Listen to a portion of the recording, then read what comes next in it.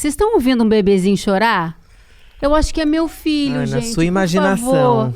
Ai, obrigada. Ai, gente, olha, a tendência do momento, o meu bebezinho, loirinho. Se você não foi impactado... Padrãozinho de beleza. Se você não foi impactado com algum vídeo de bebê reborn, não sei em que planeta você vive. É a nova febre do momento. Dá licença, eu vou pegar no colo. Ai, segura gente, aqui pra mim. Eu tenho medo. Ai, cuidado, se cair, bate a cabeça, fica doido quando cresce. Eu peguei emprestada essa boneca da minha enteada, que vai me matar quando chegar em casa. Porque ela tinha 6 anos quando ganhou essa boneca, mas agora tem uma moda de adultos colecionando, adotando e vivenciando a maternidade através dessa boneca, que é uma arte, né? Feita em silicone, tem peso de bebê, mas é uma boneca. Caríssima, que realmente só quem tem dinheiro que pode comprar. Minha sobrinha me pediu uma de presente e eu dei. Culpa não é... E você deu, lógico, sobrinha pede, a gente dá um jeito, culpa né? de segunda mão, menina, você é boba. Agora, essa febre tá acontecendo, então tem encontros de mulheres que... Ai, mas realmente muito gostosinho, gente. Não é não, Juliana? Ai, é muito freak, né? Um encontro de mulheres que se reúnem para fazer parto, para fazer batizado, para fazer festa de aniversário das bonecas.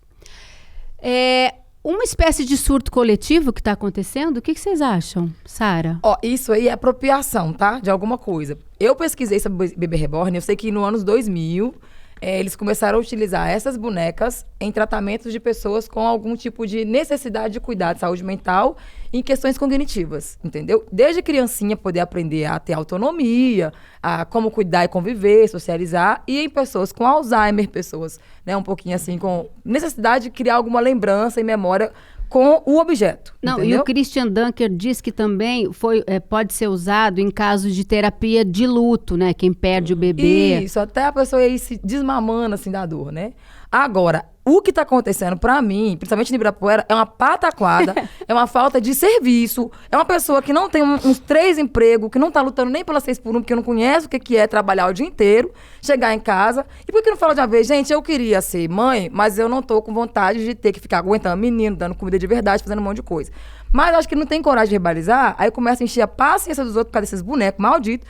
E lá no shopping teve uma mulher que ela arrumou confusão, deslocou segurança do shopping. Por quê? Porque tinha uma senhora e um torto boneco dela que tava piscando demais.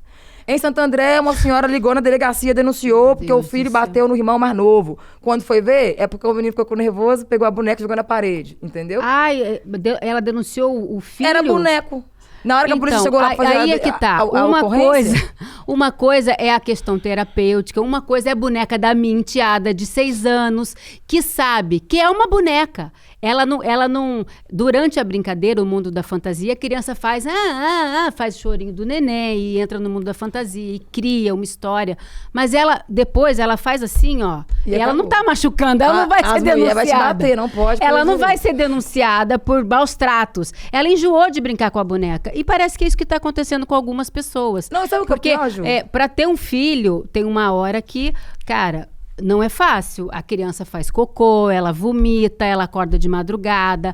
Você não tem como enjoar de brincar com a sua boneca real, né? Fora que também é muito caro, enfim. O que vocês acham dessa loucura? Cara, quando inclusive eu comprei para minha sobrinha, faz uns 2 anos, não tava essa febre ainda, generalizada de pessoas adultas comprando essas bonecas, porque são bonecas, né? Não vou nem chamar de bebê reborn, são bonecas. Sim. E eu não sei, eu acho que eu ainda tô ruminando o tipo de relação que a gente está construindo no mundo pós-rede social, pós-internet. Acho que aquela série Black Mirror faz um grande serviço crítico para a humanidade, inclusive, porque não assisti a última temporada, vou assistir depois desse papo, desse assunto. Mas tem um episódio do boneco, você lembra?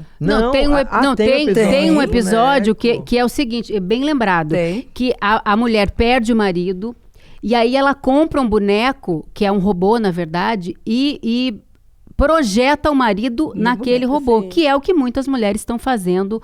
Porque se você chega perto, é claro, tem textura de criança, mas você olha, e os olhos? Os olhos, eles denunciam que não há alma, não há indivíduo, não há temperatura. Então, é uma espécie de loucura, né? Eu ia perguntar para a Nina, será que nós vamos inventar completamente as nossas relações humanas também a partir de agora? Esse é o medo, né? As pessoas têm medo de relações profundas, que é o chamado, que a gente chama hoje de relações líquidas, né? Estamos numa sociedade de relações líquidas, onde as pessoas querem um imediatismo perante as outras. Então, na minha relação, na minha relação afetiva, eu quero ser cuidada, quero isso, quero A, B, C e D, mas também não quero ser cobrada de determinadas coisas. Na minha relação de amizade, eu quero ajuda, mas também não quero ajudar, né? Não tenho tempo para ajudar. As pessoas estão cada vez mais imediatistas e também numa sociedade de consumo muito explícita. E esse lugar do consumo e das relações descartáveis, é muito mais fácil eu ter um filho que não vai chorar na hora que eu não queira que ele chore, né? É muito fácil eu ter um namorado avatar na internet que não vai me dar uma rejeição que eu não sei lidar. Então, o problema são camadas muito mais profundas que a gente tem que ter também um cuidado de... né, a gente vê muito, a gente ri, lógico, mas me dá muito medo também de qual fundo psicológico, eu não sou terapeuta para saber, mas de que fundo psicológico vem esse vazio. Falta de serviço. Não, né? e uma fragmentação profunda, porque a gente está perdendo uma ideia de coletividade. Então, a gente fragmentou tudo. A gente fragmentou as relações, ou seja, o meu colega de escola é colega de escola, meu colega de trabalho é colega de trabalho. E aí, além de tudo, você tocou no assunto fundamental, que tem alguns conceitos que estão sendo trabalhados, que é de uberização das relações trabalhistas ou de tinderização das relações afetivas. Ou seja, é um iFood, você chega para escolher um amor, então não gostei desse. Aí se você aprofunda um pouquinho e tem um incômodo, não, eu tenho uma opção, um cardápio maravilhoso de homens ou de mulheres com os quais eu possa lidar.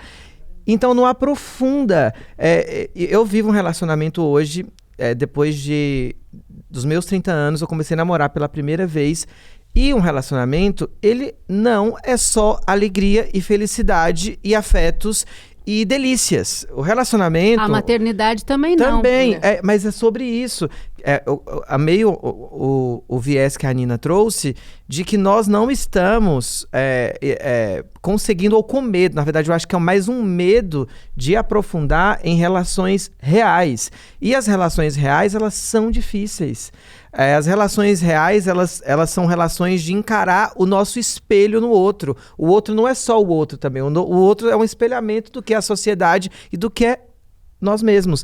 E a gente tem medo, cara, não é simples.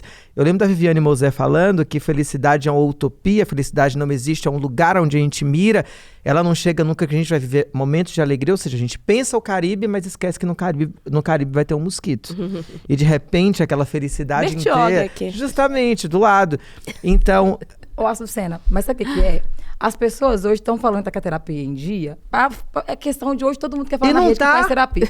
A pessoa não quer chegar no terapeuta e falar de fato o que ela tem de problema para o terapeuta ajudar. Aí vai lá, pega uma conversinha de coach que vê na internet, vai lá e fala um problema que não existe na cabeça dela, mas o que realmente dói, ela não quer mexer. Então tem que incentivar as pessoas a parar de se caçar assunto com coisa que não precisa e deslocar todo um ambiente, um movimento por causa da cabeça dela e ir, de fato, cuidar da questão da mente. Tem uma sensação de pertencimento, que eu acho que esses grupos que se reúnem como mães de bebê reborn, e como tá na moda, é uma trend... A pessoa que não se insere em lugar nenhum, fala, não, agora eu vou comprar uma boneca e vou me inserir num grupo social para pertencer a algo ou a alguém, mesmo que seja um objeto e não uma pessoa. E tem alguns outros fenômenos que a gente vê, mas que a gente também tem que ter cuidado, porque homens, por exemplo, que colecionam bonequinhos e tal, e acham e conversam com aquele bonequinho e acham que aquele bonequinho é basicamente, sou pai do bonequinho de coleção. A gente precisa também entender que fundo é esse de necessidade.